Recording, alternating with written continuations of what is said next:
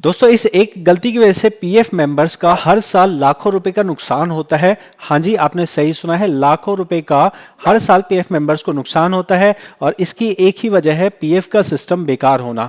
आज की इस वीडियो में मैं आपको एक ऐसा एरर दिखा रहा हूं जो एक बहुत कॉमन एरर है और बहुत सारे पीएफ मेंबर्स इसके वजह से अपने पैसे खो बैठते हैं और फिर उन्हें पीएफ ऑफिस में चक्कर लगाने पड़ते हैं। क्या है सारी डिटेल मैं आपको बताऊंगा। शॉर्ट इंट्रोडक्शन, मेरा नाम सागर है, मैं पीएफ कंसल्टेंट हूं जो यहाँ वीडियोस बनाता हूँ अपने प्रैक्टिकल अनुभव से बनाता हूँ। अगर आपको कोई भी प्रॉब्लम हो ये चैनल पे आपको वीडियो मिल जाएगी। अगर आपको पर्सनल कंसल्टेशन करना हो वो भी अवेलेबल है। तो इसके लिए आप इस प्रॉब्लम को समझ लीजिए जो आपको आज इस वीडियो में बता रहा हूं। ध्यान से समझिएगा। देखिए, जब आपका कोई भी पीएफ ट्रांसफर होता है तो पीएफ ट्रांसफर के अंदर 3 स्टेजेस होती हैं।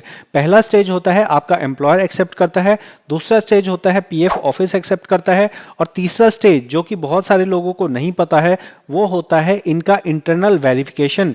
इस इंटरनल वेरिफिकेशन को सब्जेक्ट टू वेरिफिकेशन कहा जाता है और ये सब्जेक्ट टू वेरिफिकेशन के चक्कर में हर साल लाखों लोगों का नुकसान हो जाता है। हर साल लाखों लोग इससे परेशान होते हैं। तो आपको ये परेशानी ना हो इसके लिए आप ध्यान से इस चीज़ को समझ लीजिएगा।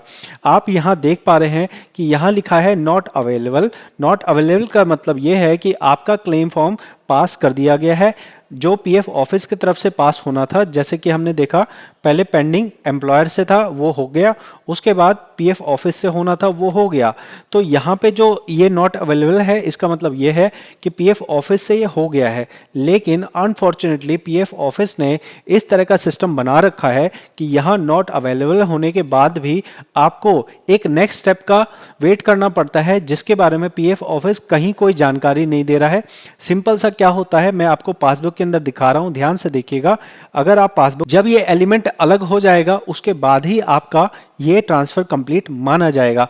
जैसा आप देख रहे हैं कि इस जगह पे हमारी एक एंट्री में 2 पार्ट सेपरेट हो चुके हैं, लेकिन यहाँ पे अभी भी एक पार्ट जो कि आया हुआ है ट्रांसफर वहां लिखा है सब्जेक्ट टू वेरिफिकेशन।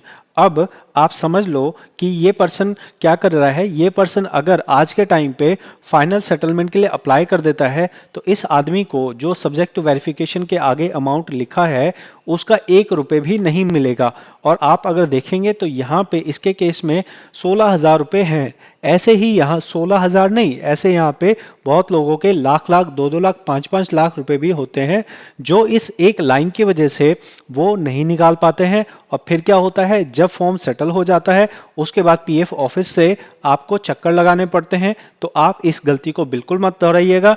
आप अगर पीएफ के मेंबर हैं तो इस चीज़ का बहुत ध्यान रखिए कि अगर आपने ट्रांसफ़र किया है तो स्टेप 1 है कि आपका ट्रांसफ़र यहाँ दिखने लगा हो, और उसके बाद स्टेप 2 मोस्ट इंपॉर्टेंट है कि ये जो सब्जेक्ट टू वेरिफिकेशन है ये लाइन यहाँ बिल्कुल नहीं होनी चाहिए।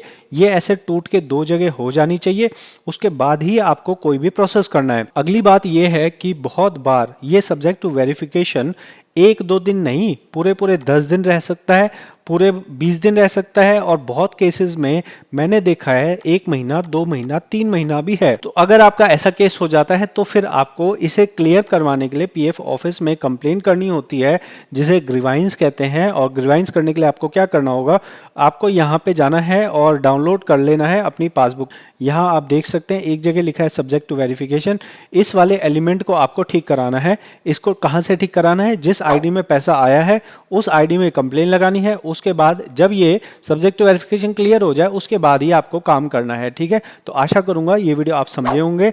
आपका ट्रांसफर तभी कंप्लीट होगा जब ये सब्जेक्ट टू वेरिफिकेशन हट जाएगी, तभी आपको आगे कोई भी प्रोसेस करना है। अगर ये वीडियो आपके लिए फायदेमंद हुई हो तो आप जरूर चैनल को सपोर्ट कर सकते हैं सब्सक्राइब करके।